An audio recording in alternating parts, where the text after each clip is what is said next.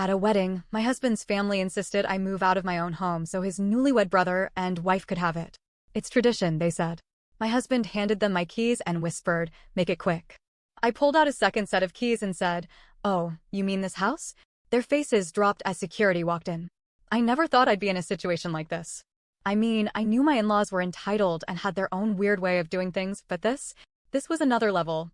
I, 33 female, have been married to my husband Dan, 35 male, for 5 years. We met at work, fell in love fast, and got married within 2 years. We had a good life, or so I thought. The house we lived in? Mine. Bought it before I even met him. My name was the only one on the deed. I paid the mortgage. I handled the bills. Dan contributed, but only toward shared expenses like groceries or utilities. This wasn't a secret. Everyone, including his family, knew the house was mine. Dan came from money, old, inherited, generations of wealth kind of money. I didn't. I worked my ass off for everything I had. His family didn't like that. They weren't rude exactly, but there was always this feeling that they were tolerating me. Like they thought Dan had made a mistake by marrying someone who actually had to work for a living. Over the years, I'd gotten used to the passive-aggressive comments. The "oh, you wouldn't understand, it's just a family thing" remarks. The little digs at my job, my background, my independent woman mindset. Yes, his mother said that. But I brushed it off. I wasn't trying to be part of their world. I just wanted a happy marriage. But then Ryan's wedding happened. Ryan, 30 male, is Dan's younger brother. Their parents adore him. He's the golden child who can do no wrong. So when he got engaged to Olivia, 28 female, it was a big deal. Huge wedding, over 300 guests, expensive venue in Napa. The kind of event where the napkins probably cost more than my monthly grocery bill. I didn't care. I wore my dress, showed up, and played the role of supportive sister-in-law. The ceremony was nice. The food was good. Everything was fine. Until the reception. After dinner, when everyone was relaxing, my ML stood up and tapped her glass. The room quieted. I thought she was going to make a speech about the happy couple. Instead, she smiled and said, "As you all know, when the younger brother gets married, the older brother must pass down his home. It's tradition." I froze. The room erupted in cheers. People clapped. Olivia giggled and squeezed Ryan's hand. My FIL nodded approvingly. I turned to Dan. He was staring at his plate, shoulders tense. I waited for him to say something. To correct her. To tell everyone that, no, we were not giving up our home. But he didn't. ML continued, "We are so blessed that Dan and OP have agreed to continue this beautiful tradition. Ryan and Olivia will begin their new life in their new home, effective tonight." The cheers got louder. I laughed. Out loud. Because surely this was a joke. It wasn't. The shift in the room was instant. A few people laughed nervously, thinking I was joking. Ryan's smug expression faltered. Olivia blinked, confused. ML's mouth opened slightly, her eyes darting between me and the keys in my hand. Dan? He just sat there, completely frozen. Security approached, dressed in black suits, moving with quiet authority. They weren't random guys I just pulled off the street. They were hired professionals from the wedding venue. I had spoken with the event coordinator earlier that day, just in case I needed backup. Ryan let out a forced chuckle. "What is this?" I tilted my head. "Oh, I'm just making sure everything's quick, like Dan said." Olivia's voice went shrill. "We're family. You don't need security." I turned to them, my smile never fading. "This is my house we're talking about," I said slowly. "And you all seem very, very comfortable making decisions about it without me." That shut her up. But then ML stepped forward, placing a hand on her chest like she was offended. "This is completely unnecessary, OP. No one is forcing you to do anything. We are simply following tradition." I laughed, sharp and cold. "No, you're stealing." Ryan's jaw clenched. Olivia let out a dramatic gasp. Dan finally snapped out of his trance and stood up. "Babe, can we talk?" Alone. Now he wanted to talk? I looked at him, really looked at him. The man I married. The man I thought was my partner.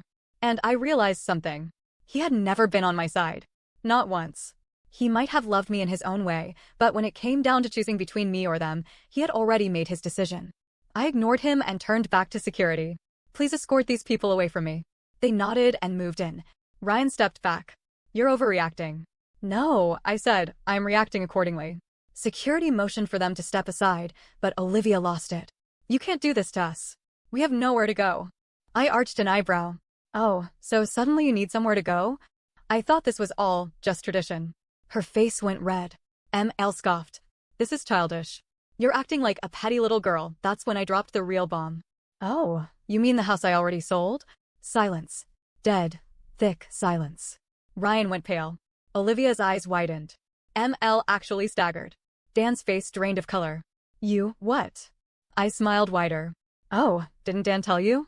I looked at him, feigning innocence. The house was mine. My name. My money.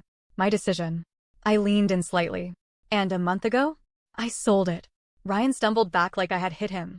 You're lying. Olivia's mouth opened and closed, making no sound. Dan shook his head, desperate now. No, that's impossible. You would have told me. I shrugged. You never asked.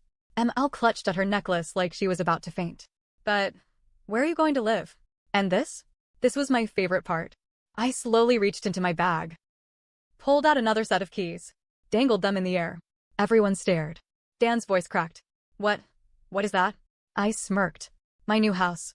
That's when FL, who had been quiet this whole time, stepped forward. And everything took a turn. Up until this point, my father-in-law, FL, had been completely silent. He had sat there, watching, like this was some sort of game. But the moment I held up my new house keys, something shifted. FL cleared his throat, stepping toward me with an eerie calmness. Where did you move? He asked, voice steady but too controlled. I narrowed my eyes. Why do you care? Dan turned to FIL, confused. Dad? But FIL wasn't looking at him. He was staring at me. MIL, still recovering from the shock, placed a trembling hand on FIL's arm. This isn't important right now. He ignored her. Where's your new house? Something was off.